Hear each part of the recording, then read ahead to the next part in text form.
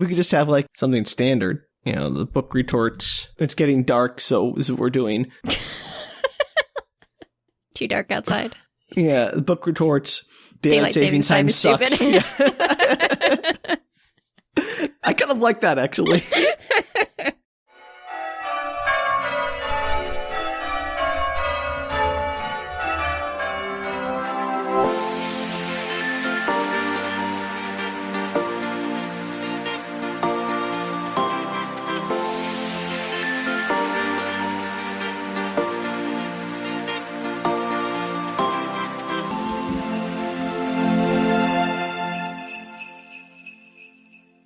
Hello, everybody, and welcome to the Book Retorts Winter Bazaar. I'm Danielle. I'm Sam. And this is a podcast about sharing weird media with your friends that have never experienced it before. Yeah. Yeah. And this is going to be our first episode in our little winter run, where Sam and I are each going to share a winter-themed media product for the other. Ooh, yes. Ooh. And I get the distinction? Chance to the distinction, that's the word I'm looking for, to start this shindig off, this Yeah. Winter Bazaar. So I'm sure you have a heartwarming and spirit-lifting thing for us, Danielle, in these dark times. I do. What is the name of this piece? It's called Snowmageddon. Okay, yeah, that feels right. This is a 2011 sci-fi movie, and by sci-fi, I mean the channel. SyFy, you mean? SyFy. SyFy. Yep. I'm going to send you the summary so we can get started on this. Oh, I'm very excited. Let's hear this. It's a very short is. one because this is one of those movies that every summary gave away the entire plot. So, all right. Great. Can't wait to see what this is. Here you go. An Alaskan family receives a mysterious snow globe that causes a global catastrophe. Okay. Maybe don't get that snow globe to a random Alaskan family if it's particularly dangerous. Oh, I think that's kind of the premise of the movie. Oh, okay. Well, I don't know what that's all about, but I can't wait to hear it. Well, you're in luck. Yes, I am. This lovely movie. This is actually, it's as if the actors are in a movie that they think that they're in, as opposed to the movie that they're actually in. They're quite good actors. Oh, what? They're very invested in this plot. So the actors are trying, is what you're saying. They're trying, yeah. They're really into what they're acting. It's not over the top. It's not a badly filmed or particularly badly done movie. It's funny that the actors are so into this plot line. Okay, so you think it's funny the actors care? No, it's not that I think it's funny that the actors care. I just think it's funny that the plot of this is so crazy and that the actors were acting as if they were in some kind of actual drama. Oh, okay. So you're thinking it's weird that they are committed to their craft as professionals. In this particular plot line, yes. Okay, great. They could have hammed it up. It would have been okay. Oh, you should say they should have handed up. Maybe. I don't know. I like the movie. Okay. Clearly. So it opens with a station wagon arriving. It's nighttime, and it arrives mysteriously. You can't actually see the person. Arrives where? In front of this house. I was getting there. Okay. Well, I just said it's arriving. Like, all right.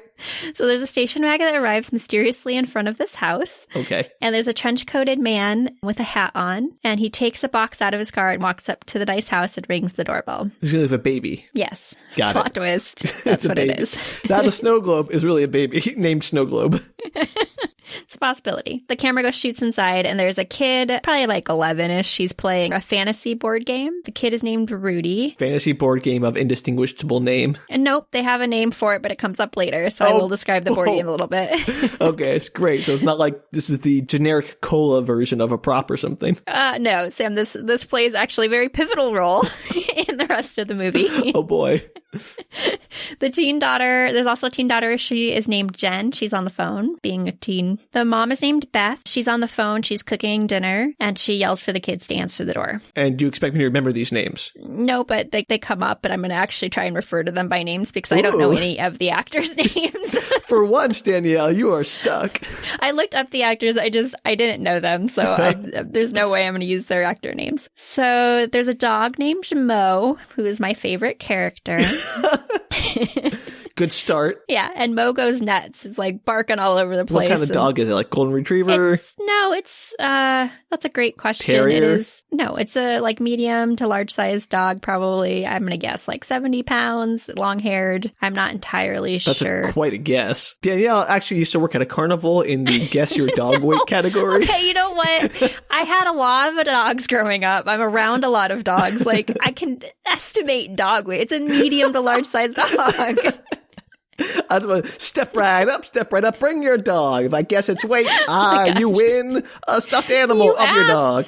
You said terrier, and I was like, definitely not a terrier, because it's like 50 to 70 pounds. Okay, but what is it then? Is it a lab? No, it's a long-haired and kind of, what? Maybe like an Australian Shepherd or something. I'm not great with dog breeds. But just their weights. Well, we just had a lot of mutts growing up. We never had like specific okay. breeds of dogs. Fair enough. Next time we should watch the Westminster Dog Show and really see what we can do. If you can guess the weights on that, I'd be very impressed. That's the best thing to do during the holidays. Okay, I'm sorry. So the dog is named Mo. I just want to get an idea about it because it's your favorite character. I want to know a bit more about it. Yeah, not much of the movie. I just like the dog. Okay. The dog knows what's up. So he's going nuts. The daughter goes to answer the door with protestations because she has to shut the phone off. Did you say protestations? I did totally, and I'm not sure that's a word. It's protestations, for one. Protestations when Protestants come to your house. I said it, and then I was like, too late. It's already out of my mouth. I like it. With protestations, the Protestants are here. You don't know what's in the box, Sam. What's in the box, Danielle? That's a different movie. Nope, same movie. Uh-oh. Whoa, this got dark. It goes dark quickly. Outside on the porch is a gift box. The man is gone. Of course he is. So it is a baby. Got it. Yes. Inside the gift box is a baby. This is how teen pregnancy happens, guys. That's what happens to Jen. Oof. Meanwhile, John is the father of the family, and he shows, like, it switches to the town, the small town. Is it a small town, snow covered, that whole thing? It's small town. It's actually, you'll find out later, but it's called Normal, Alaska is the name of the town. Normal, Alaska? Yep. Is that a real place? I have no idea, but you didn't it look is up in this if movie. That Normal was a real name or they made it for the movie? Yeah, I did not look it up. I thought about it real. And then I forgot. Yeah. And the amount of people in this town varies wildly from scene to scene. Great. Which I'll get into. Aliens clearly abducting and transplanting people at random. Yeah, so it's one of those like one road towns that has a little shop for all the major necessities in life, and they're clearly they're like mountains all around them. They're not close to much. Yeah, there are towns nearby because they reference them, but I don't know. I think they're all probably fairly small. Okay. I don't know my Alaskan towns. I'm sorry. Sure. So he shows up at the local. Everybody has jobs in this movie, but nobody has ever explained specifically what their job is in this movie. So how do you know? Okay, you know what? You'll get to it. I'm sure. Yeah, I don't need to it. Okay, I'm sorry. I don't mean to jump the gun, but there are a lot of questions in the first 5 minutes of this film that I just am buzzing that I may or may not have answers for. He shows up at the shop, and it's one of those fix-all shops. Like, I don't know if the guy's an engineer. He's likes a fix-it guy, handyman. Mechanic-y stuff. Like, it's not cars, but it's like he fixes things. Relationships. Yeah. Dogs. He is. He's like the old man in town, and he definitely is the one that has the most wisdom in the movie. Okay, great. So John mentions to this man, who has a name, but I don't remember what it was, and I will get to it later because I'm sure I wrote it down. It's like Fred or something. Great. So he mentioned to the man that the town clock still hasn't been fixed. Apparently, it's just been on the same time for years. And the guy kind of like laughs like it's an on-running joke. And he's like, oh, yeah, I haven't had the chance yet. This is like Back to the Future. Yeah, kind of. And John wonders if the Dragon of the Crown's expansion set for his son has come in yet. So that's the name of the game is Dragon of the Crowns. That's the name of the game, yep. Oof. I want to be clear. This is Dragon of the Crowns, not the Crowns of the Dragons. It's Dragon of the Crown. Dragon of the... Oh, wow. That is a nonsense name. Pretty sure that's what they called it. Great.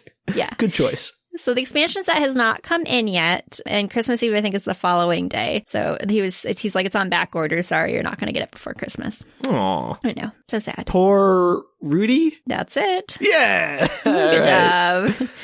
So John heads home, and they haven't opened the gift yet. It's just sitting in the living room, and their house is all decorated up for the holidays. And they wonder if somebody left it mistakenly at the house because they're involved in some kind of gift drive. The mom is a helicopter pilot, and she delivers all these gifts to like a town over that don't like have a lot of resources, I think. Aw, that's good for her. So this does not matter much to the plot. It's just, it does come into play, or I wouldn't even mention it. But that's why that's what I think is there. They're not sure.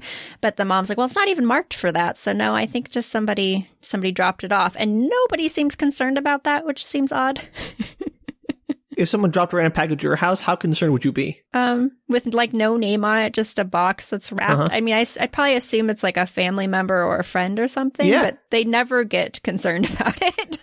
Okay. So they basically say, like, go ahead. Like, Rudy really wants to open the box, of course, because he's, 11-year-old kid and there's a mysterious package. So, I mean, I'm with him. I'm not 11 years old and I'd still open it. Yeah. And it's a very intricate snow globe, as you might have guessed. It is not a baby. Oh, well, there goes my theory. And it's a snow globe that has kind of like a steampunk feeling to it. It has a bunch of gears and stuff. Just glued to the outside? There's like brass and buttons kind of on the outside. And then if you turn it over underneath, there's a bunch of gears and stuff. Oh, so it's actually mechanical. It doesn't just like have a steampunk aesthetic. Right. It's actually mechanical. And it's basically an exact replication of the town itself. Oh, okay. This is creepy already. So nobody knows who it's from.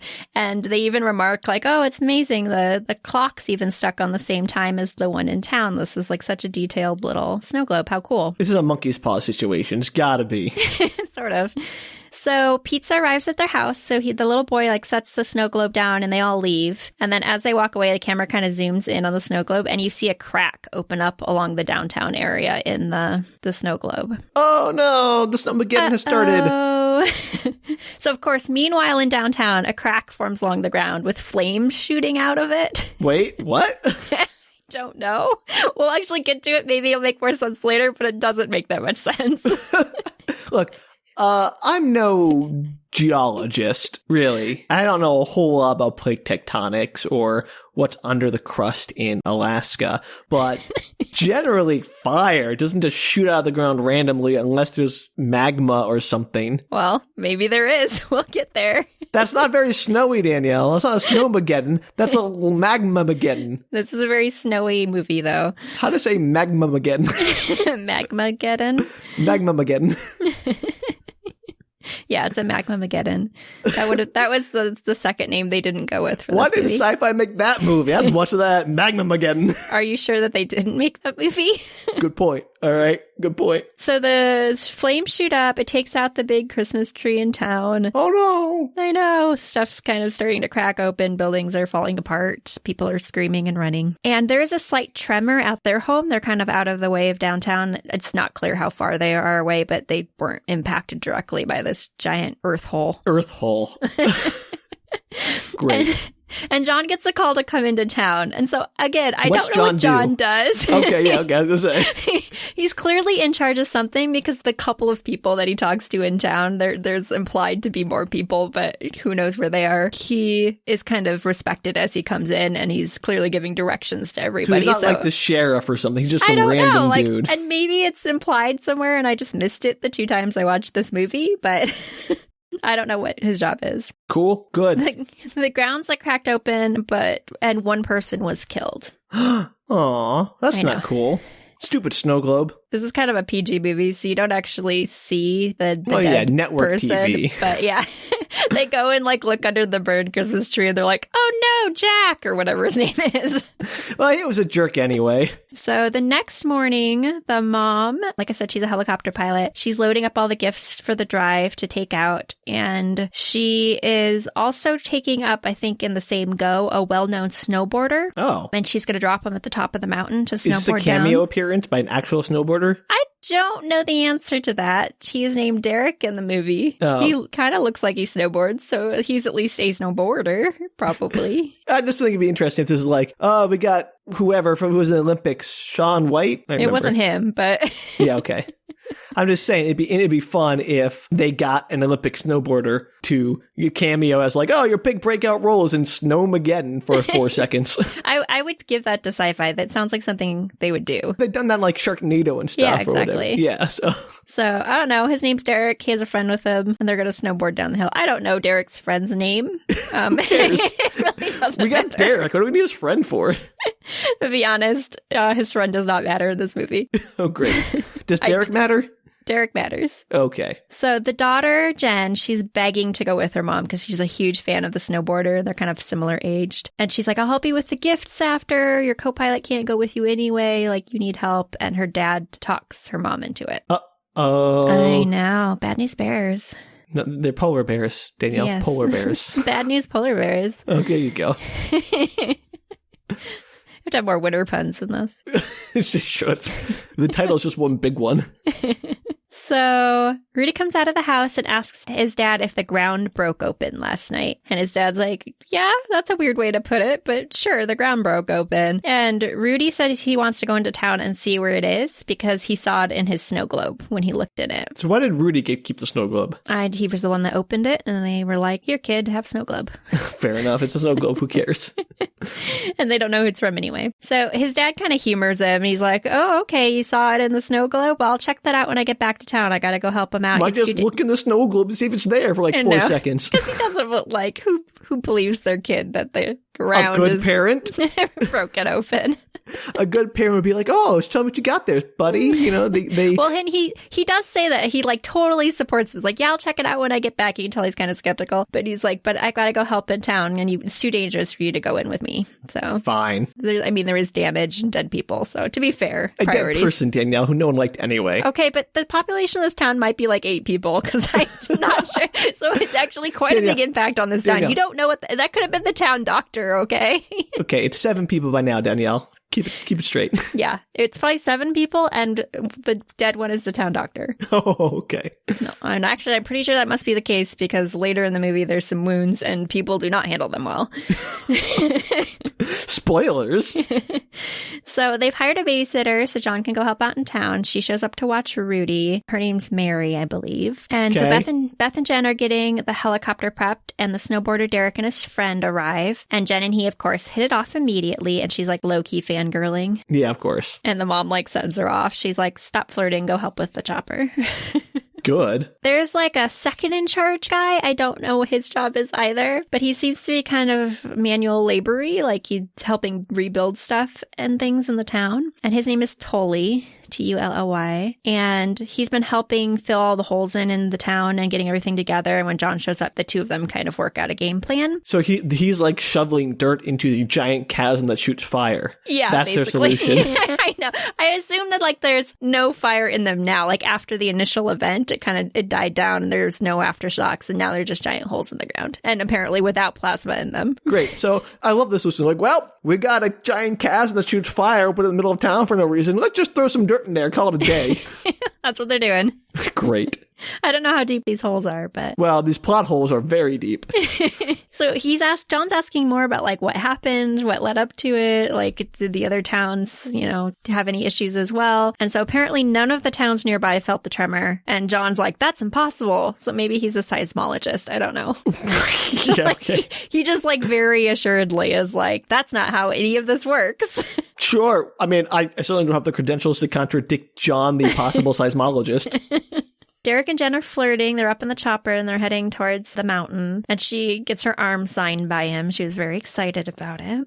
I'm never going to wash this arm again. I know. He's like, do you want me to sign something? Because it can kind of tell that she's super into him. And then she just holds out her arm. Like, that's a dumb thing to get signed. That's a very dumb thing. You got to do your chest, obviously. Well, you can do your arm, but also, or chest, or whatever you want to do. More power to you. But also get it on a piece of paper so you can actually have it later. Yeah, right? Maybe she'll take like a tattoo artist and get that tattooed on. There we go. That's actually a good idea. I think she's probably like 17 or something, so maybe not. Maybe she's 18. It's unclear. Nobody is clear in this movie. Nothing's clear in this movie, Danielle. I don't even know what's happening. So Beth drops them off the top of the mountain and they start snowboarding down. And the friend is like video recording for posterity. I don't know if he's just a good friend or if he's the manager. Like his role, like his media production assistant or whatever. And they shout woohoo. They plow down through the snow. Wait, they shout what, Danielle? Woohoo. Woohoo! Oh, there you go. I was like, your woohoo was flaccid, I think is the only word I could use to describe it.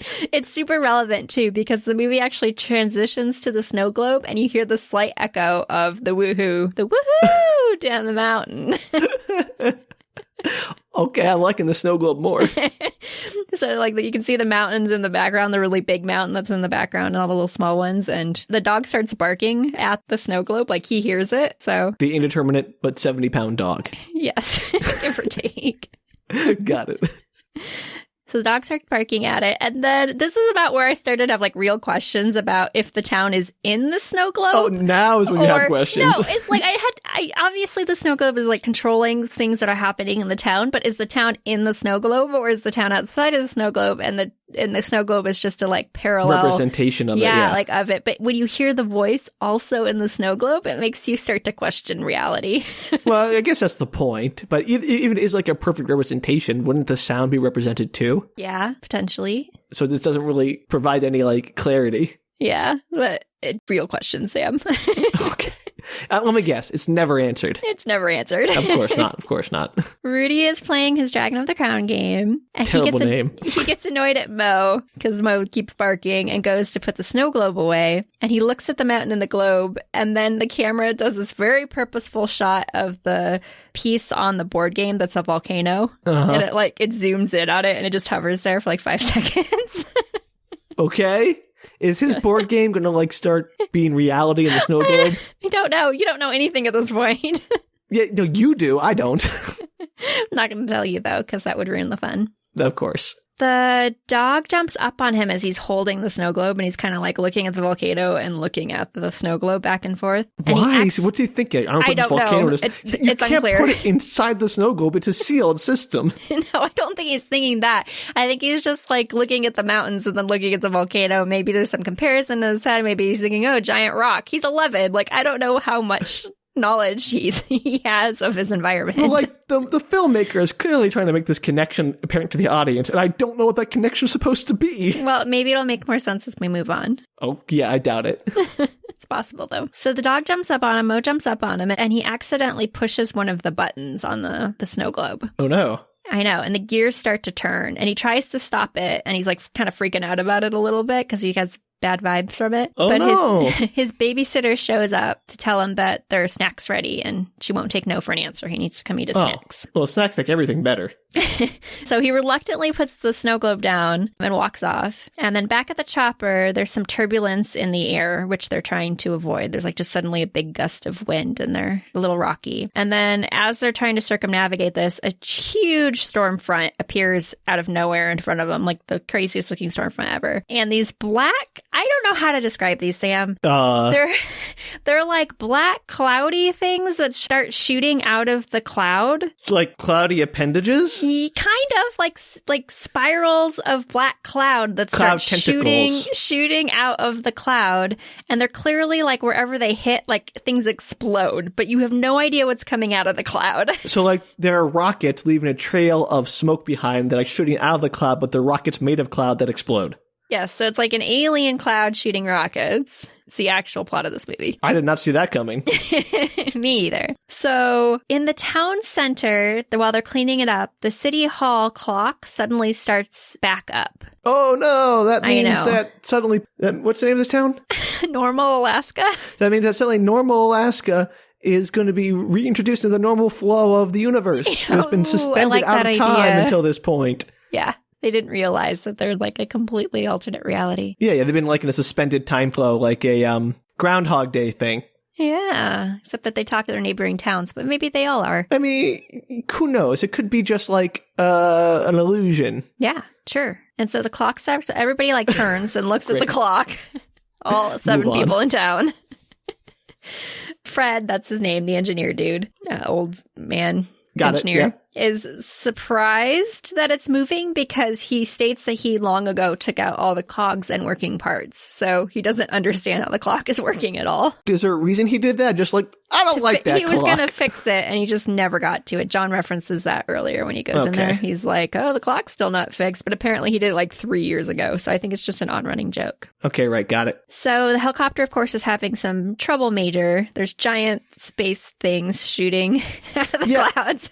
You think the mom and dad might be a little like, this is weird. Well, It hasn't started in town yet, but so the mom and daughter are just trying to like avoid the space things and get to the ground below, but they're pretty high up. So the trees and stuff are like exploding below as the giant space things fall to the ground, and the daughter is not helpful at all. You think? She's just like panicked and screaming, and her mom is like, work the emergency radio. So she's like trying to get somebody on the radio as she's screaming. And the snowboarders are caught up in the storm, and Derek's friend's arm gets scratched up by one of the space objects, and he kind of falls down the hill a little bit. I thought they were made of cloud and that they exploded. No, we'll get there. It tells you in a minute what they are. But right now you have no idea what these things are. They're just like shooting things from the clouds. And every time they hit something, the thing explodes. Got it. Yeah. But it hit his arm and it didn't explode. No, but it like clearly scratched against his skin, whatever the thing is. And so the storm starts for like real. And oh, it was just a warm up. Well, it was kind of like intermittent. Like the people were like, oh my gosh, what's going on? And they're like looking up at the sky and they're still trying to dodge them and stuff. And now it's like constant. So the way that the filming is done, it looks like they somehow break the atmosphere. It's very odd because they kind of like explode once in the air and then they explode once again when they hit on the ground. It's really weird filming. Okay, I don't quite understand, but... So they're running for cover, the snowboarders, and then the chopper, of course, crashes to the ground because, you know, it gets hit up and then it spirals out of control, and Jen just screams a lot as they're falling. Love Jen. Yeah. So meanwhile, back in town, the same thing starts happening there, and a car window is taken out by the debris, and a man opens up his car door to see what crashed through the window, which I think is pretty brave of him considering how much stuff's falling from the sky. Yeah. And he pulls it out, and it's just a huge shard of ice. So the giant cloud tentacles are ice missiles that are exploding? Missiles, yes, ice missiles. How does I don't the think ice they're explode? exploding. I think they're just when they hit, like whatever they hit just explodes because these things are huge. They're like but like foot long. An explosion doesn't just happen because you get hit by something. No, but it's like tearing things out. Like it's like splitting trees in half. Okay, that's one thing. But like I thought you meant like explosion like fireballs and everything. But no, not explosion. Sorry, that's probably a poor choice of words. I was about to be very concerned. Like, how does the ice cause an explosion? Things on the ground were like going into debris all over the place. So they're like being totally kind of decimated by explosion. these impact of these things. Got it. Okay. That. So they're like giant hail, essentially. Like giant monstrous hail. Sure, let's go with that, but like the biggest hail you've ever seen. And like knife style, because it's super sharp on it. It's like giant icicles. So like murder hail. Got it. Giant murder hail. Murder icicles. So everybody runs for cover. Two men throw themselves into a renovated school bus, and then most people hide in the town jail. And John panics because he's worried about his wife and kid, obviously, because he knows they're up in the chopper. And after it resides, he leaves town and drives towards the mountain to find Beth and Jen. But he leaves his son alone in the house in the middle of a disaster. Got it. Right. But I mean, they don't. At least they have a babysitter there, and they're out of town. So he doesn't know. The babysitter totally equipped to handle the Snowmageddon. Well, I'm just saying one person was in the air, the other one was in a secured house. I don't know why he doesn't just call over there and say, hey, is everything okay? They don't show any of that. That's fair.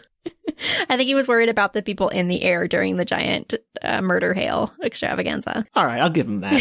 So he breaks into the security tower that's up there and tries the radio, but he can't get a hold of them. And he steals the keys to the snowcat and drives off into the mountains to try and find them. Makes sense. Yeah. So back in town, the two men that went into the school bus are named Larry and Norm, because of course they are. I guess. One of these 7 people in town are named Larry and Norm. So you have Norm from Normal, Alaska. Mm-hmm. Great. Yeah, maybe the town's named after him. Okay, yeah. I'm Norm, the namesake of Normal, Alaska. And it was named after me because my friend Larry thought it was funny. That makes this scene entirely sadder. Uh-oh. What happens? They're stuck in the school bus because they can't get out of it because there's a live down power line that's over the top of it. And Norm is hurt real bad, quote unquote. Okay.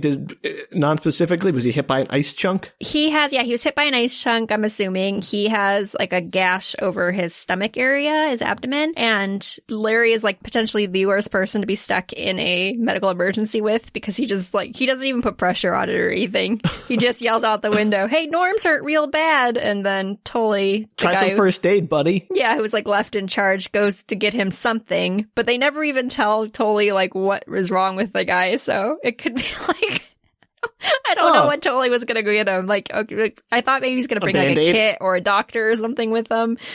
And he doesn't. He just brings him back some gauze.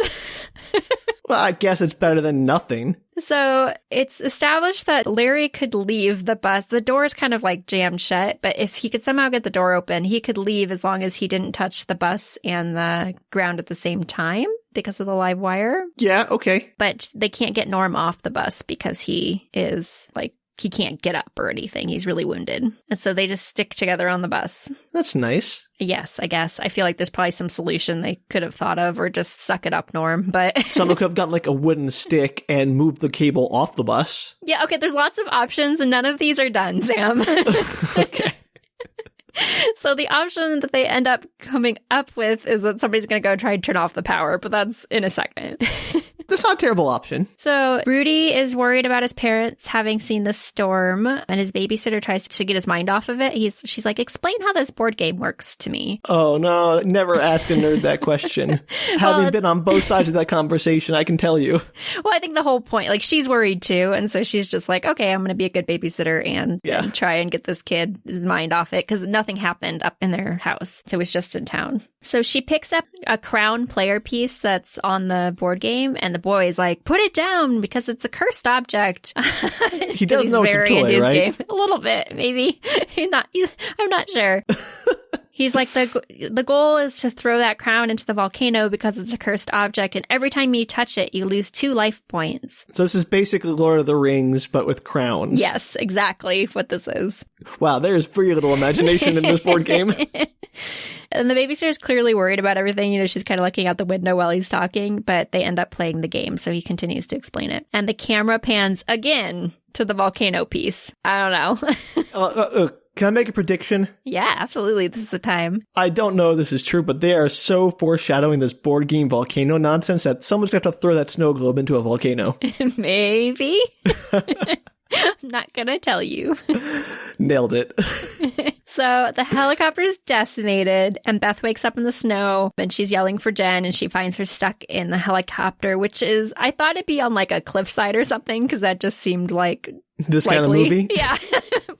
And it kind of is, but it's more just like it's on the top of a gentle sloping hill, and Jen is just like screaming her head off when she wakes up. And I was like, Jen, you're fine. Even if the helicopter went down the hill, like, you just slide. You'd probably be fine. Also, avalanches, maybe? Yeah, that's something that they were worried about later.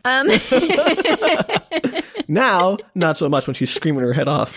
So it's balanced kind of precariously on top of the hill, but not like in a hill that's anybody's concerned about. When they showed it, I actually laughed because I really thought it was going to be a much more dangerous situation.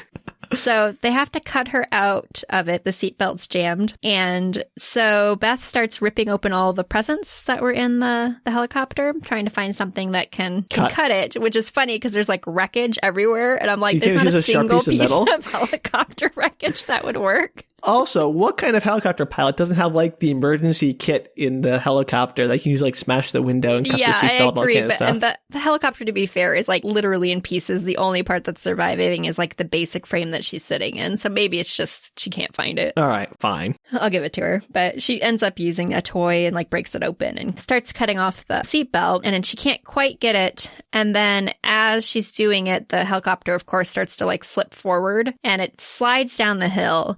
And though she's safe, it breaks the fuel line of it, and a fire starts on the helicopter. Sure, because, you know, fuel plus air equals fire always. It's just how it works, Sam. You know the fire angle? It has 2 sides. It is fuel and air, and that's what equals fire. That's all you need? Yep. Fires are easy to make. I'm not saying it's, like, impossible. I'm just saying, like, there are usually 3 sides to the fire triangle, Danielle's all I'm saying. You mean you don't just put fuel down and blow on it? I mean, well, I've been doing it wrong this whole time. The Boy Scouts taught me nothing. The Boy Scouts I was never in. Well, I was in Girl Scouts for like 2 seconds, and by Girl Scouts I mean brownies. What? Your story got weaker and weaker with every passing word. Okay, I've done a lot of camping and hiking. Okay, great. You want a medal? Yeah, anyway, So maybe there's a spark happening because of the downed helicopter. Whatever, I'll give it to him. And they get out just in time, of course, as the helicopter blows up. Of course, because that's how fuel works in the fuel tank. It explodes. They blew on it, okay? Okay, yeah. Air, all fuel, the screaming, mixture, all of Jen's screaming started a fire. It was basically from the energy of the vocal waves. Got it.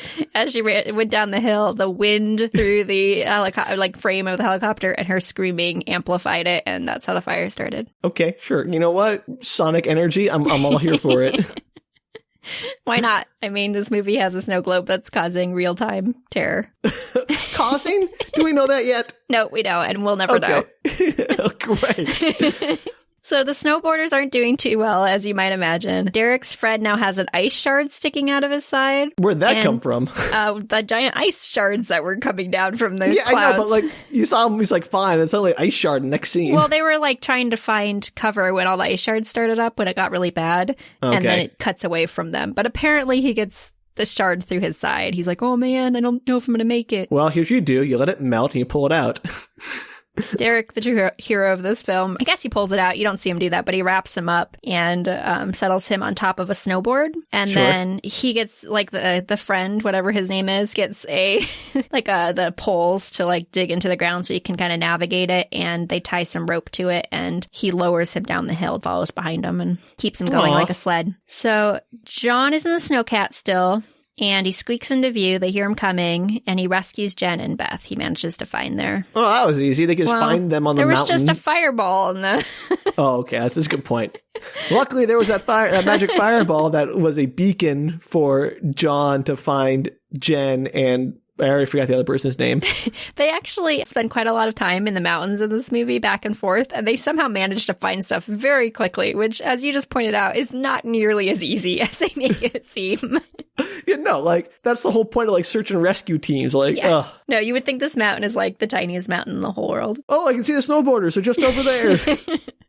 So they head towards their car, trying to radio for help on their way, because they're all inside the snowcat now, and they're trying to get some help for the snowboarders, because they know they're still out there. Okay, they're not going to look for them? Well, no, because you can't find people in the snow, Sam.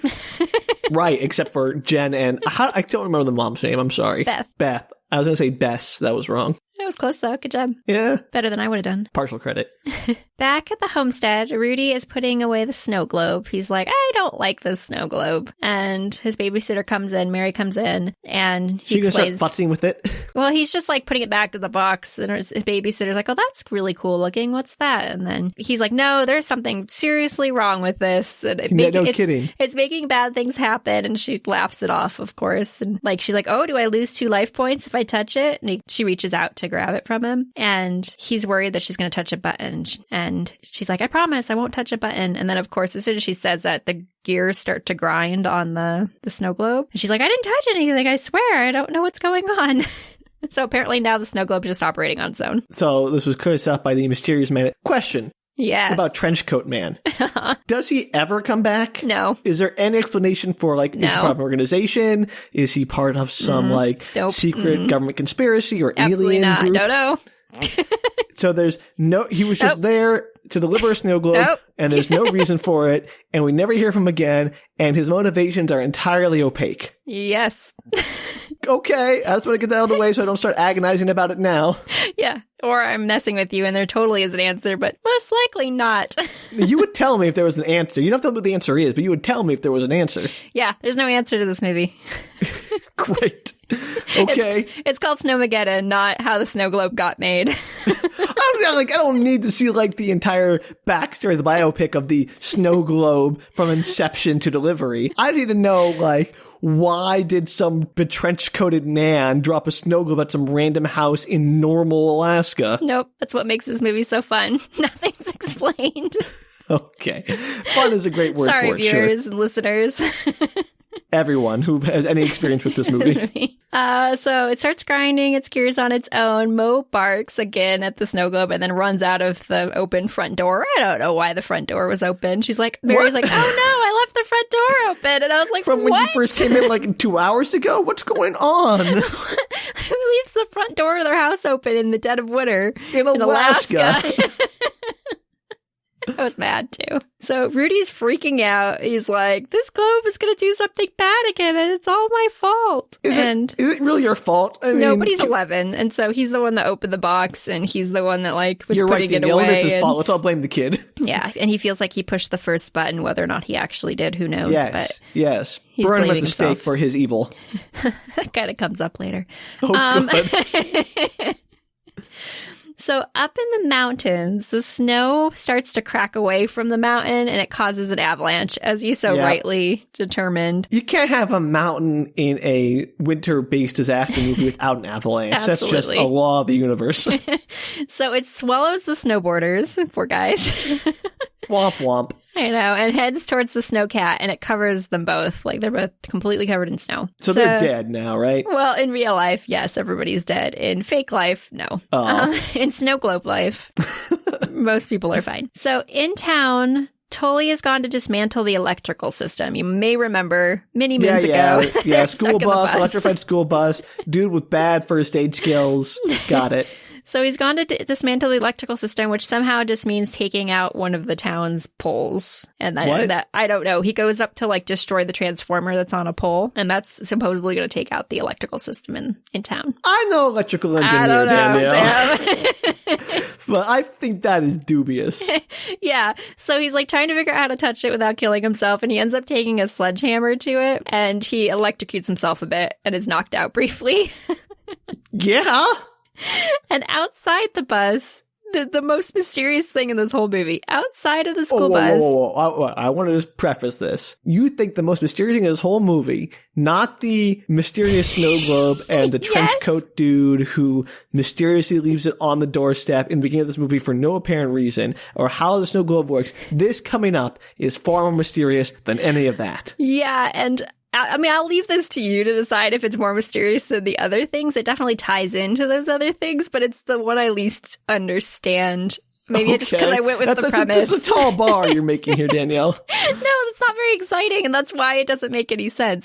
So outside of the school bus, there's clearly a wrapped package that's like sitting out in front of it, and the camera doesn't linger on it, but it definitely like shows it as it's showing the school bus. So you're like, okay, there's a present outside of the school bus. Another snow globe. Another's like, what is the present, right? Because you've already established that there's like weird presents in this movie. And it doesn't come back at all. It doesn't come back at all. Okay, great. And I'm like, is it just a signature for what happens later? Is there like a serial killer who just leaves presents around? That's kind of how I feel because of what happens, so it's been a minute since Tully left. Norm realizes he smells gas, and Larry is as we know, gas plus air equals fire. There's and a live explosion. wire with like, and you can see flames starting. So like, clearly something like it's bad. So Larry tries to get him out, but he can't move him due to the wound. I don't think he tries hard enough. Just pick him up and throw him out of the school bus. Like, he's going to die either way. Right. Yeah. This is explode in a school bus or maybe aggravate a wound by throwing him outside in the snow. Yeah. Pick the snow. I know. Or even if there's no snow. I don't think there was snow on the ground yet in that area. Whatever.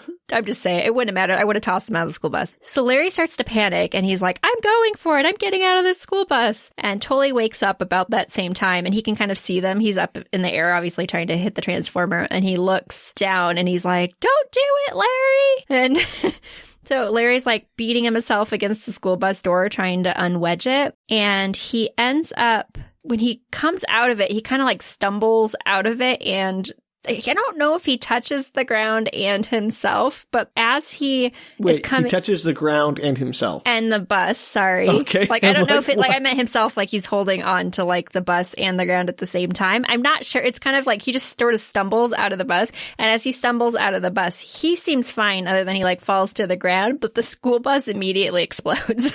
Wait. Okay. And poor Norm. No, not Norm. Yeah. I couldn't decide if it was just because there was like fire on the ground and it was slowly like it just caught on the bus at the exact same time, or if Larry acted as some sort of conduit. So what you're saying is cause and effect in this movie are loose at best. Very questionable. And I was like, does a present mean that anytime you see a present, then somebody's going to die? I'm going to guess no, because I'm sure they forgot about that immediately. Yeah, it never comes up again, and you never see just a random present outside of a death scene. I think it was probably just some prop mistake. Yeah, I like, there's also like a Christmas tree in town, so maybe it was just a present from the tree that was like nearby, and just the way that it was shot made it look like there was but it mysteriously looks like there's a present right outside the school bus door. Here's your present. It's death. So Larry doesn't seem to feel that bad about it. You think he'd have some kind of emotional impact of potentially killing Norm. He's probably in shock. Yeah, that must be it. So back home, the babysitter shows up. She's ran out the door looking for Mo, and she couldn't find him anywhere, and Rudy is now gone from the house. Oh, no. I know. And he left a note in the snow globe box. Wait. So Mo runs out the door, Rudy runs after him, and the babysitter just loses track of them? No. Mo runs out the door. Mary, the babysitter, runs after Mo. Leaves the kid behind. Leaves the kid behind because she Great assumed the babysitter. 11-year-old would like stay in the house for 5 minutes. And when she comes back, Rudy's gone. Okay. And he left a note in the snow globe box that's like, everything's my fault. And she's like, what? Yeah, no, what? He didn't even take the box with him. And for somebody who's so worried about accidentally touching the buttons, you think he'd put it in the box to take the box. Or, bury it somewhere. I don't know. No, Jumanji it, tie some rocks to it, and throw it in a river. Yeah, Jumanji it. That's the official term. So the snowcat is covered. It's back up in the hills, and it's completely covered, but everybody's alive inside the snowcat. But they can't get out. They try to rev the engine, but it's just like completely covered. Yeah, no, there's no way you're moving tons of snow. Sure, but luckily, they're immediately saved by Derek, the snowboarder. How did he get out of the avalanche? I don't know how he survived the avalanche, because you literally see the snow coming over the two of them, and then he survived. His friend did not, which is why his friend did not matter in terms of his name or anything about him.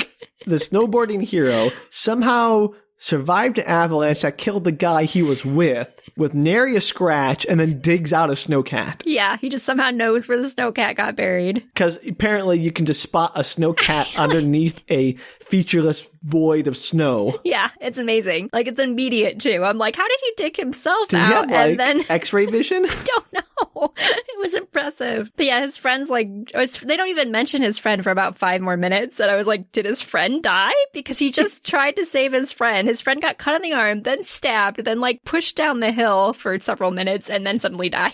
I was like, whoa. Clearly, Derek was not that attached to his friend. And it does come up. Jen and him have a little moment about it, and he feels really guilty about it. We should. Yeah. Clearly, he knew how to survive an avalanche and didn't tell his friend. Didn't tell his friend. And so they all make it back to the car. He digs them out. They make it back to the car. And the radio's been trying to call out, and absolutely nobody is picking up on the radio. But John manages to get back in and is like, we're coming into town, but we're going to swing by. We need to check on Rudy. We're really worried about him. Of course. So, like I said, the town can't get anybody on the radio. They don't know why an emergency team hasn't shown up. And the quote is, it's like the whole town just dropped off the map. Which, again, what Are they now is stuck going inside on? the snow globe? Yeah, like... I have so many questions. You definitely have questions. You think you have questions, Daniel. I have questions. So the family gets many questions. so many questions that are just not answered. The family gets back into town and meets up with the babysitter who's like running around. She stops them on the road into the house, and she is like, I can't find Rudy. And she's like sobbing, and she's like, I can't find him anywhere. I've looked everywhere for him. And she says that he was blaming himself for the snow globe causing problems. And the group ends up splitting up. The parents go back through their Always a good idea. I know. They go through their property towards the house and into town. And all the kids, the teenagers, go to Rudy's fort that's in the hills, which is like an abandoned mine. So, wait. The teenagers, by themselves, the babysitter, the horny snowboarder, and the horny daughter, go by themselves to an abandoned mine. Yeah. That is the play place of their 11-year-old son. Yeah, it's like his fort in the woods. How is that okay? I don't know, but it seems to imply that it's not that far because they assume that the kids will like make it back into town. So like clearly walking distance into town. You can't let a kid play in an abandoned mine. I don't know. My childhood was pretty sketchy. I feel like That my doesn't make it parents would have let okay. me play an abandoned mine. No. I don't know wrong. how deep the mine goes. Like maybe it's all blocked off, so it's not like It's an abandoned mine, Danielle. It doesn't matter. I don't know, Sam. I don't know the logistics, but apparently in Alaska, you can play in abandoned mines. Okay, maybe I'm wrong. Maybe kids are just playing in abandoned mines left and right in Alaska. I don't know what I'm talking about, but that just seems like a particularly bad idea. Yeah, I agree that it's a very questionable place to allow your kid to play alone. So, Or to send your teenage kids to go investigate in the middle of a disaster. Like, his daughter's like, he's over there. That's where he'd go if he ran away from home. He'd go to his mine because that's where he plays all his like fantasy games and stuff. And so that's why they all go together, and they're all in their late teens. So the parents didn't go. No, but the 3 kids go together, and they're all like late teenage, 20, 19, 18. All right. I'm not sure they're adults, but they're definitely old enough to like do things by themselves. I mean, yeah, I'm assuming anyone who can, dress themselves to do things by themselves, Danielle, but yeah, like you could trust them to be responsible and go find a kid in the woods and make back into town. Like, it doesn't seem like it's a sketchy thing. Yeah, okay, yeah, sure, yeah. Except for the giant ice explosion. Well, yeah, right? And all this stuff's happening that's super weird, and maybe you should be more concerned about that for sure. Yeah, maybe, don't send your, this is like if you had like a giant, earthquake in San Francisco, and just send your kids out, go back into the city and find your brother by yourselves. Yes, I agree that it's maybe slightly questionable parenting, but also they still have to check all these places. So, all right. They haven't decided, and nobody's decided yet that this is super weird. It's just they're getting there. What? So the parents discuss in the car about how the snow globe can't possibly be related, but that the storm was super weird, but that the kid does have an active imagination. But then how did he know about the cracks in the town if he didn't actually see it in the snow globe? So they're kind of like on the fence. Like, maybe he did see something in the snow globe. Ugh. Yeah. So they believe him faster than some parents would. You know what? Props to that, I guess. So Derek and Jen are having a moment in the woods discussing Rudy's penchant for fantasy games and his imagination. And Derek admits he liked that board game as a kid. He was super into Dragons of the Crown. Sure, still a terrible name. And he's like, who wouldn't love an epic quest to throw a cursed crown into a volcano to kill a dragon? So he's on Derek's. Foreshadowing this movie.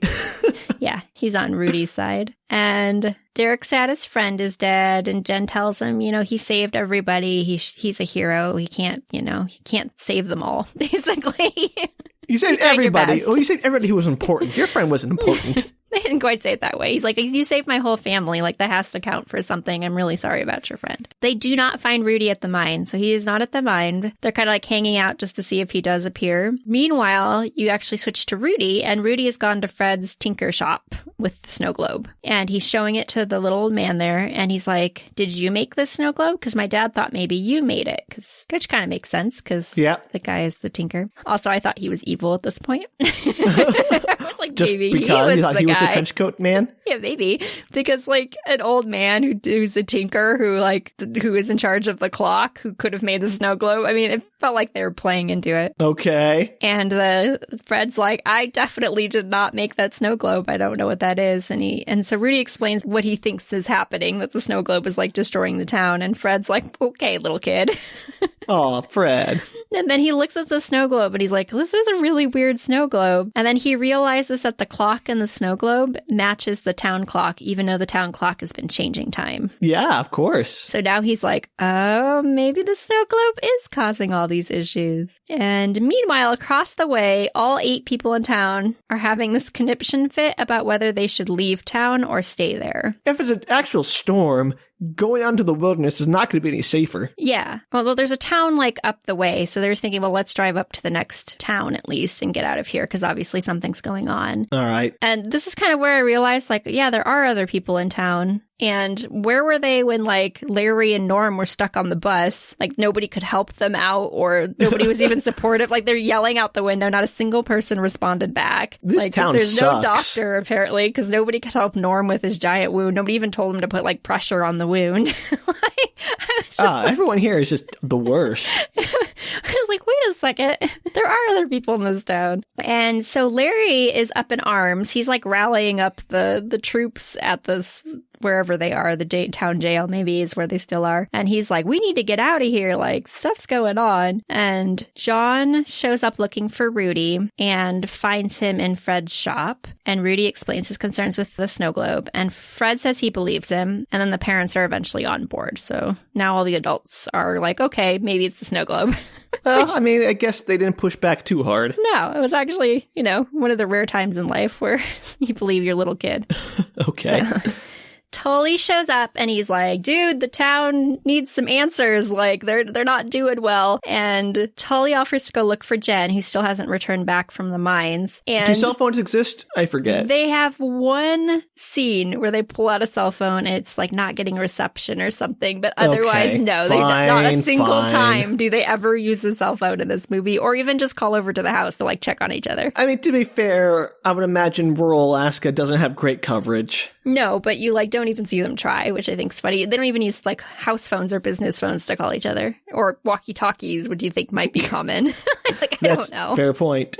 CB radio, something like that. Yeah, there's like other options. And you do see them use the emergency radios, but they're not using it to necessarily like check in on the kid. Do anything productive. Like in the house alone with his babysitter, sure. So Tully goes to look for Jen, and he just said like the town needs answers. And so the three of them, the adults, John and Beth and Fred, are like, let's go tell him about the snow globe. Yeah, okay. That's going to be your, like, hey, everybody, I know whatever his face is dead, Norm's dead because he got stuck in a school bus after being smashed by ice missiles. And Jack got burned by the Christmas tree. Oh, yeah, I forgot about Jack already because nobody cared about Jack anyway. Or whatever his name was.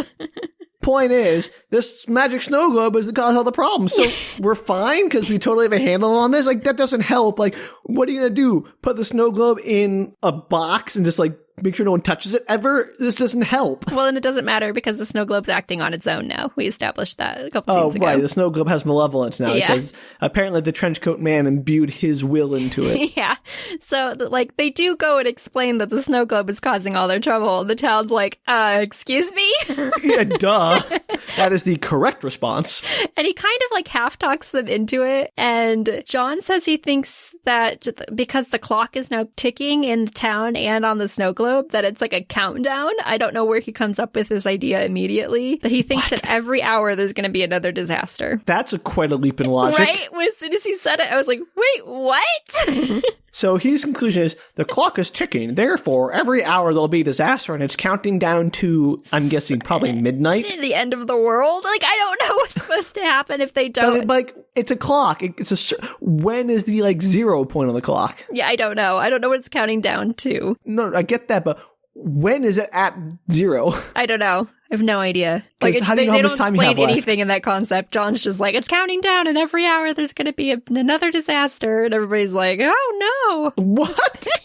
The dumbest thing. Yeah, and Larry gets all upset about it, and he's like, if that's real, I'm breaking the snow globe. And so he, like, goes and, like, hauls off with a piece of wood and tries to break it, and it just falls on the ground and is totally fine. Wow. Yeah. Strong snow globe. Yeah, so they, like, pick him up and haul him out of there because he's just riling everybody up and is clearly gone a little mental, probably from his grief of killing Norm on the school bus. He didn't really kill him, Danielle. He didn't try to get him out of there. He panicked and left him there to die. I'm not saying he's blameless. I'm just saying he didn't provide. It was manslaughter at best. Yeah. And Larry says since it showed up on John's doorstep that it's his fault, John should take responsibility for the snow globe's actions.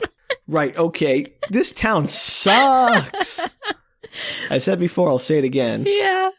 And they're like, and nobody believes him because it's like, well, my son told me that it was. Everybody's like, it's your son. Your son has such an imagination. So, like, I don't know, they're kind of up in arms. And then, he's like, John, this is your fault. You fixed the problem. Yeah, okay. Make the one dude fix the problem that affects all of you. Cool. Yeah, and he still didn't believe it at this moment. But then, literally in the next breath, he has this complete about face. And he's like, well, just saying that it's true. What are we going to do about it? That doesn't solve the problem. Oh, my God. I mean, I get it. I'm glad they come to the right conclusion, I guess, correct conclusion, quote unquote, that the snow globe is the cause of all of this. But also, what an insane thing to, like, base your survival around. Oh, yeah. And what do you do about it? I mean, you can't destroy the snow globe. Yeah. What are you going to do? Like, well, if I remember from Magic Snow Globes, what I learned about in school, what you got to do is just shake them just right.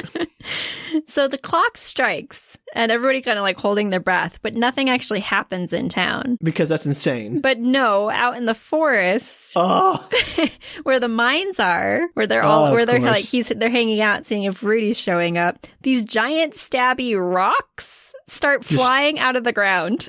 Just jutting up out of the ground. Yeah, like giant spike rocks. Spike rocks. Yeah, they're giant spike rocks. Stabby and immediately the babysitter dies. she gets just impaled immediately. Yeah, like, you don't even see it. Again, everything's off screen, but you just kind of see like a little like flash of blood, like a spray of blood, and she's gone. I actually watched it 3 times. I was like, did she just die? That is harsh. I liked her. Babysitter's dead. And then Don't tell Mom. And then they start up at the mine, too. They're, like, shooting up at the mine. And as Derek and Jen are, like, running away, we gotta get out of here. And then, shockingly, Derek is sliced through the chest and promptly gurgles to death. Derek dies too? Dies. The love interest for the teenage girl dies. Also, the only person who seemed to have any common sense who can survive an avalanche. Yeah, he survived an avalanche. He survived, like, finding them. He saved the whole family. He's the love interest for the teen girl, and he dies. I was shocked. Danielle, this movie makes no sense on so many levels. I know. On a story level, this doesn't make any sense because Derek was cool. On a just in-world logic level, doesn't make any sense. Why does it go from sky ice missiles to ground rock spikes? How is that a Snowmageddon, for one? Because so far, no snow, except for the brief avalanche, which wasn't a problem for Derek. And ice hail. Hail, death hail. That's not snow, Danielle. Murder hail. That's not snow. I've established that. No. That's ice. Not snow. It's winter related. I don't know what the rocks have to do with anything. Daniel, everything winter related is snow. Winter squash is now snow. I'm just saying, I don't know what the rocks have to do with anything. I was like, pumpkin spice lattes, snow. God. Yeah, let's just keep naming things, Sam. Go for it. Mittens, snow. I mean, yes. They are not made of snow, Danielle. No, but they are related to snow. Sure, but they are not themselves snow. I would not call being murdered by mittens a Snowmageddon. Well, clearly you haven't been murdered by mittens. No, duh, Danielle. But they try. They try. So I'm thinking this movie just thought of the pun first and was like, yeah, Spike Rocks is fine. Yeah. They couldn't think of any snow. Like, there are so many things you could have done with snow. I agree, but there aren't many more of them, so movie's almost over. I have serious issues with the structure of this movie. I agree. So, anyway, Derek's dead. Derek's dead. That's the important takeaway. And Jen is screaming some more. Well, what else is new, okay? Back in town, John does opt to take responsibility for the snow globe. He's like, John, okay. You're a fool. And Rudy says, he like comes up to his dad and he's like, you should throw it into the volcano like in Dragon of the Crown. Oh, look what I said like 2 hours ago in movie time. And Fred's like, well, that's not the craziest idea I've ever heard. The game is... Like, he goes on to explain it. I swear, it's the only part of the whole thing that's explained in this movie. Okay, let's hear Fred's explanation of why throwing a snow globe into a volcano that isn't nearby because of a child's idea about a fantasy game and also a magic snow globe? What? Yeah. So he says the game is based on the Greek myth of Hephaestus and Pandora, like Pandora's box. Yeah, no, it isn't, though. No, but the game, the game of the game, the Dragon Crown game. Yeah, no, but it isn't. It's clearly based on the Lord of the Rings. Okay, yeah, but you don't know much about the game, so it could be based on Pandora's box. So the idea is that the premise, I think, of the game is that there's a box, you open it, it releases evils into the world, and then... You throw a crown into a volcano. No, and Hephaestus made the box in the bowels of a volcano, and it has to be returned to destroy it. That's like the concept of Pandora's box. And sure, so but the volcano crown thing. Yeah, but once everything was released from the box, there was only one thing left into it, and Rudy gets all excited. He's like, hope! Yeah. Yeah. We got it. I was explaining to our listeners. Oh, okay, I'm sorry. I forgot that they probably didn't. I'm sorry. You know everything, but they may not. I don't know everything, but I thought that was... All right, never mind. I see, it is a holiday movie. Okay, yes, it is a holiday movie. This is on Christmas Eve, by the way. I didn't mention that earlier, but it is now Christmas Eve. Oh, of course, right. John's like, I guess that's not any crazier than anything else, and what else are we supposed to be doing with this thing? These people. And there is a Mount Thalberg, I guess, is becoming active again. It's the big mountain that they've been snowboarding and stuff on. And that's a volcano. How convenient. Yeah, and so he's like, I guess I'll go back to the mountain and drop this sucker in. Now, again, I am not a volcanologist. Nailed it. But... but... I don't think most volcanoes just have open lava pits at their top. You would think not, but give it time, Sam. Give it time. I actually mostly dormant volcanoes do not have the whole point is if it's covered in, it's going to explode before it It's like a Mount St. Helens situation. Yes, I agree. But here we are. Okay. So they decide that the 7, I guess there are now 6 town folks since Norm died, will leave town and John will meet them, except Fred, who has decided he's going to stay because he's never lived anywhere else and he trusts John to solve the problem and he's just going to hang out on his porch and watch what happens. Well, he's old. Who cares? And Larry is like, that would take a miracle for John to solve this problem. And Fred is like, well, good thing it's Christmas then. All right, Fred's okay. So Larry is not having this, though. He's like, we're all going to die. So he tries to leave and he drives his car out. You see him like driving through town. He gets out to where the mines are. And the giant stabbing rocks come out of the ground. And as Jen is running down the hill, she sees a car. She's like, hey, stop, help me. And this rocks start like coming out of the ground and it like shoots through his car and like sails it into the air. And she's like, no, not another one. Oh, poor Jen. There's like 4 deaths in this movie and she sees like 3 of them. She is bad luck. Poor Jen. I feel bad for her. Really, if I was everyone else, I'd keep away from Jen. So before John leaves, Rudy gives him a fake sword, which is like a prop from the game, like an extra piece from the game. Sure. And a tie-in. And he's like, this is a talisman because you're a hero and you're going on your hero's journey. And look, okay. Look, they buy into this board game quest idea so hard and so fast and so completely. It's insane. Yeah. I'm like, I'm on board for them. Even if their plan is to throw the thing in a volcano, which sure, fine. Why not just like not make it a board game like quest and just like, okay, we'll just take another helicopter or a snowcat or something else up to the, like, what? Yeah. I don't know why the thought process was to tie it into this game. Maybe there were some missing scenes that made it make more sense. How long is this thing? This movie? Yeah. I don't know, hour and 40 minutes or something. So it is already very long and explains nothing. And it's almost over, so that's good.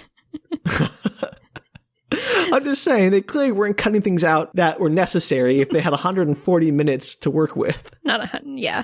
That's right, hour and 40 minutes. I'm like, yeah. I can't tell you, Sam. I can't tell you what the thought process was behind this, the parallels, the that were essential, yeah. Yeah, I don't know. Right, but the next scene is probably the best one out of the whole movie because John takes a snowmobile, like I think it's Tully's snowmobile, and he like drives it over the hills, and he's like popping up over the hills, and like it's so much fun. Is he dodging the rock shards? No, they're not coming out of the hill. They're just on the outside. But it does start to... How nice of them to have, like, a place for him to go safely. Yeah, but the ground does start to break apart in town at the same time. The townsfolk are all trying to make their way out of town, and they, for some reason, decide to do it just as the clock is going to strike to the next hour. I don't know why. So they spend an hour... Yeah, it took us all this an hour. Like, they could have been getting out of town in that hour, but no, they decided to wait till like 5 minutes before the hour struck. And so no surprise, the ground starts breaking apart, trapping them in. Let me ask you, Danielle, is there any snow involved in that breaking apart of the ground? Well, the ground breaks apart and there's lava in all of the ground. Why is this not a Magmageddon? I don't know. Magmageddon. I can't tell you, but there are up in the mountains, so the ground is breaking apart. There's a ton of snow because he's on a snowmobile and he's like sailing over lava pits, so that's exciting. Yeah, but the snow is like helping him in this instance, not hindering. Also, if he's sailing over lava pits, just pull over and throw the freaking thing into one of those lava pits. Yeah. Well, yeah. I mean, that's kind of what happens. So he doesn't realize it's like happening as it's happening until it's basically too late. So these flames like shoot up and lava rivers start to flow into the cracks and the snowmobile goes awry and he gets blown into the air and the snowmobile is destroyed basically. And luckily that happens right next to where the snowcat was half buried. Well, this mountain is tiny. I know. When that happened, I was like, seriously? How small is this mountain? Oh, too small. And so he does a good job, though, the actor, of like looking around and being surprised that there's like, and like you can tell him he like realizes where he is and he's like, where's the snowcat? Like, I can't believe I happened to be lucky enough to to crash right where the snowcat is. I have no words. So he unburies the snowcat like a little bit more. It's already kind of half unburied from Derek's, dead Derek's help earlier. The snowboarder formerly known as Derek. Yeah, him. And he gets it up and running and manages to like push it out of the snow with gas Why does he get the snow? Why does he waste time with the snowcat when he has a perfectly functional snowmobile? Because it broke when it got shot into the air. I said that. Oh, well, then I missed it because I wasn't really listening. This movie's insane. You got mad. I got very mad. So the ground starts to break apart even more, and the cat gets stuck on a chunk of like mountain that is separated. That was worth the effort. Yeah. So he's on this like pile of snow mountain that's in between two rivers of lava pit. And as you get so much lava, use it. And as all this is happening, he has like the snow globe in a messenger bag, and it of course like comes off of him while he's like flying all over the place. So it's on the other side of a lava pit. He's stuck in the snowcat, and the bag's on the other side. And so, of course, what do you think he does? He lassos it using rope. Yes, but he ties the little kid's sword that he gave him earlier onto it to try and get it. He does 2 attempts. It does not work, so he gives up. Oh, I'm glad that sword came in handy. I was like, really?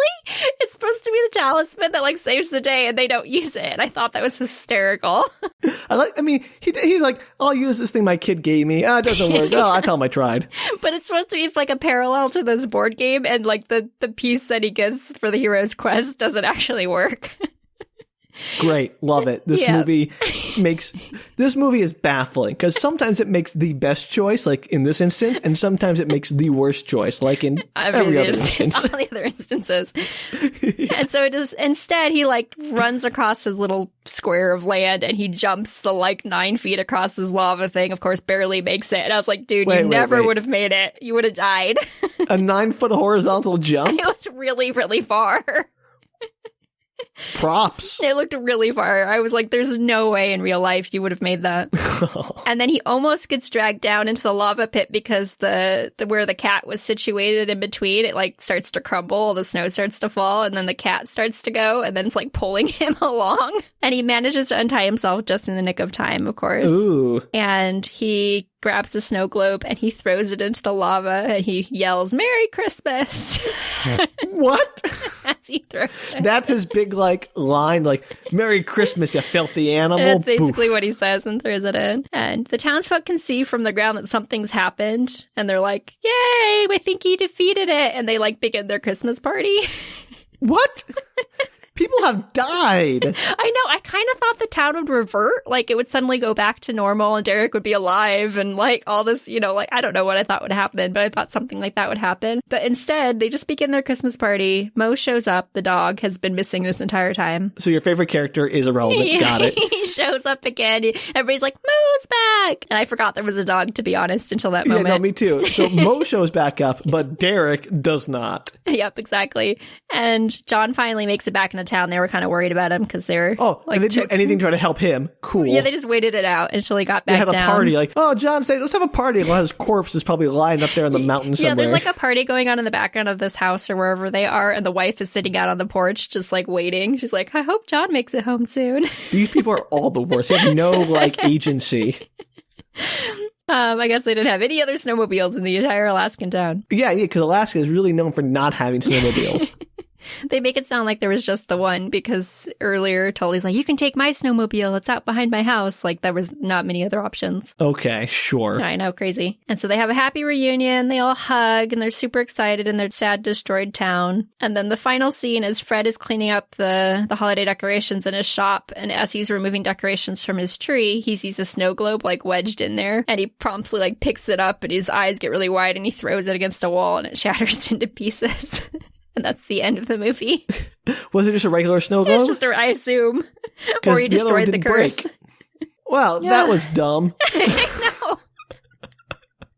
But like dumb in a great way. I was like, what is this movie? That movie is complete not like all the most interesting parts of that movie are completely ignored. Yeah. It's amazing. It spends way more time on the fantasy board game element than on the actual, like, evil device organization element. Like, there's a why that hangs over this movie like a sword of Damocles that has no answer to it. Oh, gosh. Why? Why did any of this happen? I don't Why know. was there a trench coat man? Why is there a magic snow globe? Just why does throwing in lava work? Why do they think that? Why? I don't know. I don't have a single answer for you. This movie does not explain anything. Also, why Snowmageddon? I'm going to be still mad about that. Because it's the wintertime and some bad stuff happens. You could have called it like the Snow Globe Disaster Project. That would be a better name. Or like Under Glass. Under glass. Something like that. Or Shaken, Not Stirred. Yes. We'll make you in charge of the name next time. Oh, look, it gotta be better than Snowmageddon. I would expect like a blizzard or something. I think they meant like snow globe with disaster, so Snowmageddon. Snow Globe-mageddon would be better than. Snow globe. They didn't want to give away that it was a rogue snow globe that caused this That was issue. given away like the first 5 minutes of the movie, Danielle, when the crack appeared in the snow globe. It wasn't like some big secret. Yeah. I also worried that when they threw the snow globe into the volcano that it was The going to whole town like burst the into whole flames. town go into flames. Because I Why wasn't did they think of confident that? that the town wasn't in the snow globe. Yeah, their whole like notion of, it's Pandora's box. So sure, but where's the hope then? It doesn't. And Pandora's box was intangible, so it wasn't like, Pandora's box. You open it up, like earthquakes came out of it. It was not. I mean, again, I'm not a scholar of the Greek classics, but I do know that Pandora's box does not contain earthquakes and giant stone spears. I think it's just supposed to be a paralleling idea to make it seem semi-logical that they would go throw it into a volcano. Not logic has nothing to do with any of this. Are you kidding me? What part of, okay, let's believe it's a magical snow globe, and so it must be related to his board game? Yeah, I don't know. That is also a parallel for Pandora's box, and therefore lava? I don't know. It was like two wildly divergent movie ideas. So one about a board game, one about a snow globe. And they're like, what would happen if we put these together? That is exactly right. It's like Jumanji meets Lord of the Rings. It's bad. That's how they should have sold this. Maybe they did when the pitch meeting for SyFy. SyFy, please. For SyFy. I refuse to call that SyFy. Yeah. I really just want to follow that trench coat guy. I want to see what his day is like. He dropped off another snow globe disaster thing at this house. I'm driving 2 back. p.m. I'll I stop gotta for go a to the burger. next town over. No, I think he stops for a burger. He's eating a hot dog. We gotta get out of here. I got another snow globe to deliver at the next town. They don't get a snow globe. These guys get a toy soldier. Yeah, and it seemed to suggest that it was just this town that was experiencing all this drama. But it's so normal, Danielle. Why would normal Alaska ever have anything weird? I don't know. Oh, my goodness. This is a movie. That was something, Danielle. Yeah. And now can you understand why I think it's funny that the actors were like very intent on selling their roles? They were acting like they were in a very serious movie. They were really good actors. Yeah. Props to the actors, and they did their best apparently for this, but I bought it that they had not read the script to this movie. I just really want a prequel. That's what I want. I want a prequel to this movie that shows how the evil snow globe came to be there. That's all I want. Snowmageddon the beginning. Snow beginning. All right. Well, I don't know if any of our listeners have any ideas about this movie can just enlighten me even the smallest bit about how snow globe magma board game works. I like how this is even a specific question. Usually we have specific questions for our listeners, and this time it's just like, if you have any idea about anything in this movie. Yeah, no, because this movie is completely not I would pick any guide, any part of it. If you can explain even one thing, if you can explain why Derek got out of that avalanche. The poor Derek, I the will real take hero that. and the true saddest death of this movie. Yeah. Oh, poor Derek. So yeah, please tell me, let me know. I am desperate for answers for this movie. I am also, not just for Sam's sake, but for my own, having had to You watch already it twice. Yeah. So if you have any of those answers, you can find us at bookretorts.com. Or you can tweet at us, Facebook, or Instagram us at bookretorts. And I guess that's what we have for our Winter Bazaar today. And Sam's up next time. Yeah, join us for our next episode in a few weeks when we have my turn for Winter Bazaar Part 2. Probably not this nonsensical, but maybe. Maybe. Who knows? It's quite a title. Quite a mouthful. It'll totally fit on the picture. Yeah, we'll workshop that. Until next time, everybody. Bye. Take care.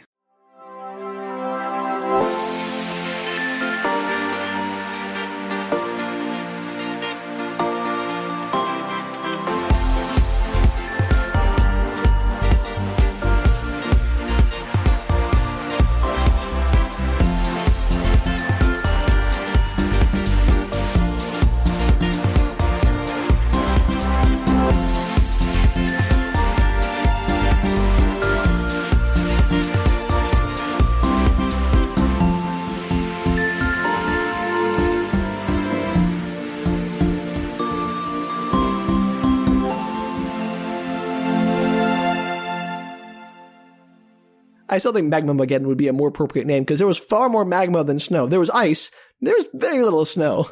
That's true. Shards of rock? Shards of rock, yes. What a random assortment of nonsense. It's like they ran out of things. They're like, okay, we've done an avalanche. They had two things, Danielle. Hail, they had murder giant hail. knife hail and an avalanche. You're like, well, I'm out of ideas. That's my creative well is dry. Could be like a blizzard or a or cold spell. A Yeti even. Yeti. That would have been so good. I wish they had added a Yeti at the end of this movie. Like right before he goes to toss the thing into the volcano, Yeti the attack. clock strikes the hour again, and the Yeti comes out, and he's seen in the background, like coming up behind him, and then he throws it. He's like, "Merry Christmas!" And then the Yeti like poofs.